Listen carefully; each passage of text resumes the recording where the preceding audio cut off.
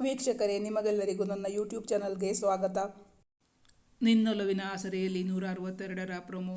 ನನ್ನ ಜೀವದ ಕೊನೆ ಉಸಿರು ಇರುವವರೆಗೂ ನಿನ್ನ ಬರ್ತ್ಡೇ ದಿನ ಒಂದೊಂದು ರೀತಿ ಸ್ಪೆಷಲ್ ಆಗಿ ಸೆಲೆಬ್ರೇಟ್ ಮಾಡಬೇಕು ಅನ್ನೋದು ನನ್ನ ಆಸೆ ಎಂದ ವೇದಾಂತ್ ಅವಳಿಗಾಗಿ ಮುತ್ತಿನ ಸೆಟ್ ಖರೀದಿಸಿ ತಂದು ಅದರಿಂದ ಅವಳನ್ನು ಅಲಂಕರಿಸಿದ್ದ.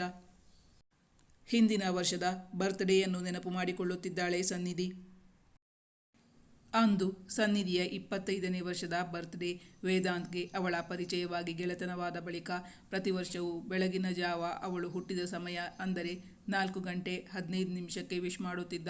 ಮದುವೆಯ ಮೊದಲು ತನ್ನ ಸೆಲ್ಫೋನ್ನಲ್ಲಿ ಕಾಲ್ ಮಾಡಿ ವಿಶ್ ಮಾಡುತ್ತಿದ್ದರೆ, ಈಗ ಮದುವೆಯಾದ ಬಳಿಕ ಒಂದೊಂದು ವರ್ಷವೂ ಒಂದೊಂದು ವಿಶಿಷ್ಟ ರೀತಿಯಿಂದಲೇ ಅವಳ ಬರ್ತ್ಡೇ ಸೆಲೆಬ್ರೇಟ್ ಮಾಡುತ್ತಿದ್ದ. ಅವಳನ್ನು ತನ್ನ ತೋಳುಗಳಲ್ಲಿ ಬಂಧಿಸಿ ಅಪ್ಪಿ ಹಿಡಿದುಕೊಂಡು ಸಿಹಿ ಮುತ್ತುಗಳನ್ನು ನೀಡುತ್ತಾ ವಿಶ್ ಮಾಡುತ್ತಿದ್ದ. ಅವಳು ಗರ್ಭಿಣಿಯಾಗಿದ್ದಾಗಲೂ ಆ ಹೊತ್ತಿಗೆ ಅವಳನ್ನು ತನ್ನ ಬಲಿಷ್ಠ ಬಾಹುಗಳಲ್ಲಿ ಬಂಧಿಸಿ ಮುದ್ದಿಸಿ ಎಬ್ಬಿಸಿ ವಿಶ್ ಮಾಡಿದ್ದ. ಅವಳ ಜೊತೆಗೆ ಇದ್ದು ಅವಳನ್ನು ತನ್ನ ಪ್ರೀತಿಯ ಕಡಲಲ್ಲಿ ಮೀಯಿಸುತ್ತಿದ್ದ. ಪ್ರತಿ ಬರ್ತ್ಡೇಗೂ ಅವಳು ಇಷ್ಟಪಡುವಂತಹ ಪ್ರೀತಿಯ ಸರ್ಪ್ರೈಸ್ ಉಡುಗೊರೆಗಳು ಅವಳಿಗಾಗಿ ಕಾಯುತ್ತಿರುತ್ತಿದ್ದವು. ಅವಳು ಎದ್ದು ಇಡೀ ಮನೆ ಹುಡುಕಿದರೆ ಅವನೆಲ್ಲೂ ಇರಲಿಲ್ಲ. ದೀಪ ಬೆಳಗಿ ಮನೆಯ ಒಳಗಿನಿಂದಲೇ ಅವನ ಗಾಡಿ ನಿಲ್ಲುತ್ತಿದ್ದ ಜಾಗ ನೋಡಿದಳು. ಗಾಡಿಯೂ ಇಲ್ಲ. ಅವನಿಂದ ವಿಶ್ ಕೂಡ ಬಂದಿರಲಿಲ್ಲ. ಅವಳಿಗವನ ಪರಿಚಯವಾಗಿ ಇದು 7ನೇ ವರ್ಷ. ಹಾಗಾದರೆ ವೇದಾಂತ್ ಎಲ್ಲಿ ಹೋದ? ಯಾಕಾಗಿ ಮಡದಿಯಿಂದ ದೂರವಿದ್ದಾನೆ?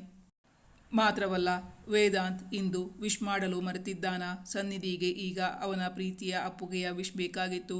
ಪತ್ನಿಯ ಈ ಚಿಕ್ಕ ಆಸೆಯನ್ನು ನೆರವೇರಿಸುತ್ತಾನಾ ವೇದ್? ಅಥವಾ ದೂರದಿಂದಲೇ ಸೆಲ್ಫೋನ್ನಲ್ಲಿ ವಿಶ್ ಮಾಡುತ್ತಾನಾ? ಇಂದೇಕೋ ಅವಳಿಗೆ ವೇದಾಂತ್ಗೆ ಕಾಲ್ ಮಾಡುವ ಮನಸ್ಸಾಗಲಿಲ್ಲ.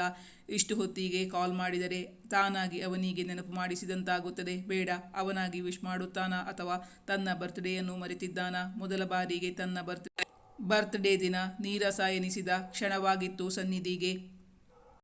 ಮುಂದಿನ ಸಂಚಿಕೆಯಲ್ಲಿ ನಿರೀಕ್ಷಿಸಿ. Thank you for watching.